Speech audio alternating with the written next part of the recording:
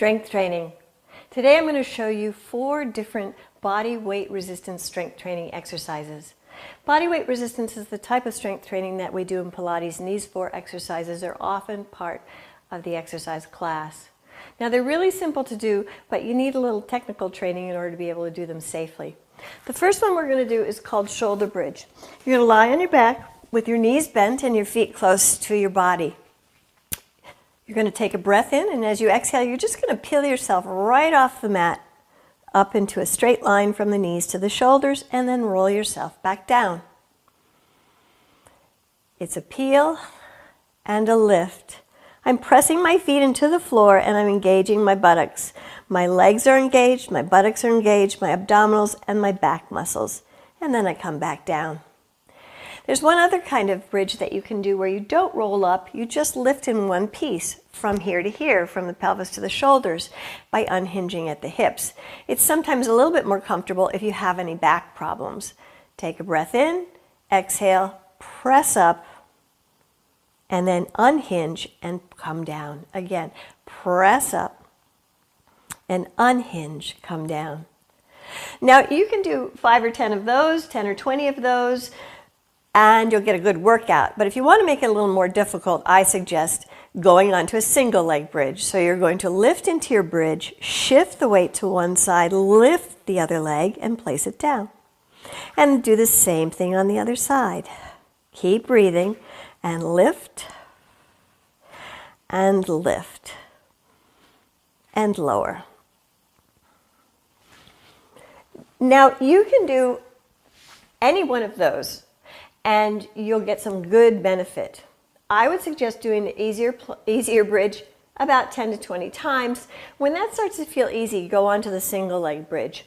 The more repetitions of lifting the leg in the air on the single leg bridge, the more difficult it will be. The next exercise we're going to go on to is plank, and we've got 2 types of plank to work on today. The first is standard straight arm plank.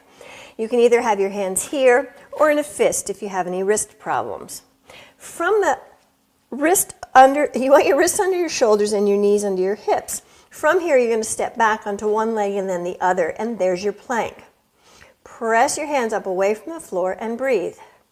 If you haven't done much plank before, I'm going to suggest you come up into a V here, and then slowly bring yourself down to a point where you feel comfortable without arching into your back. When you find that spot, and it may be here, or it may be into a flat plank, you want to stay there and take a few breaths. The other kind of plank is a forearm plank, and that's done on your forearms.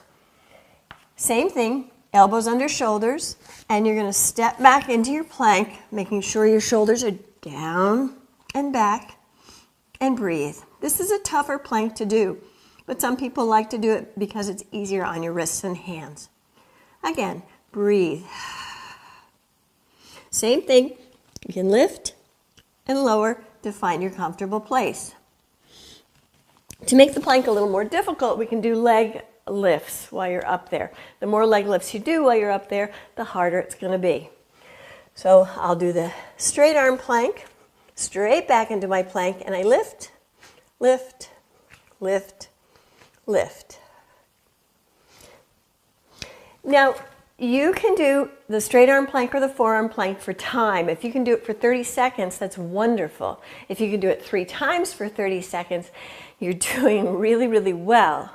At that point, you might be able to go on to the leg lift with the planks. And the more leg lifts you do while you're in plank, the more challenged you will be. This exercise is great for strengthening legs, buttocks, abdominals, chest, arms. And believe it or not, I've had a 90-year-old client who does a beautiful plank. So planks are doable by pretty much everyone. The last exercise that we're going to do is squats. And there are only 2 things that you really need to worry about with squats, and that's 2 positions of your knees. People often say they don't want to do squats because they'll hurt their knees, but in fact, the squat is one of the best exercises to do to increase the strength of the muscles that support the knees. So, starting position is parallel feet, can be slightly turned out. First important knee pointer. When you go down into your squat, don't let your knees roll in. Keep your knees right over your feet, whether you're parallel or turned out. The second pointer is when you go down into your squat, don't let your knees drift in front of your feet. That'll hurt. Keep the weight on your heels. Lift your toes if you need to check it. And keep your knees behind your toes.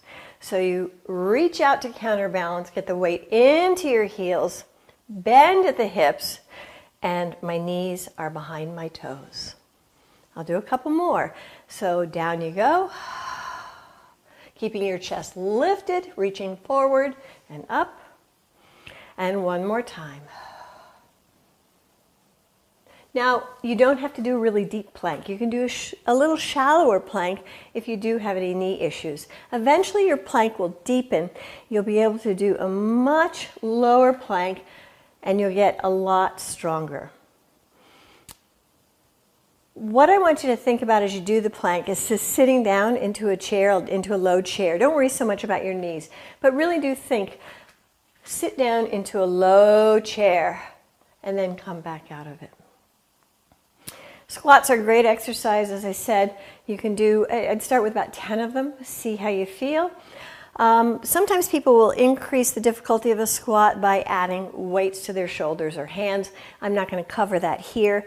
By doing 10 to 20 squats several times a week, you'll really notice a difference in your overall torso strength as well. So we've covered 4 exercises today. We've covered the bridge, we've covered 2 planks, and we've covered the squat. I think if you do these exercises 2 or 3 times a week for about 15 minutes, you'll notice a great increase in your strength over time. Thanks.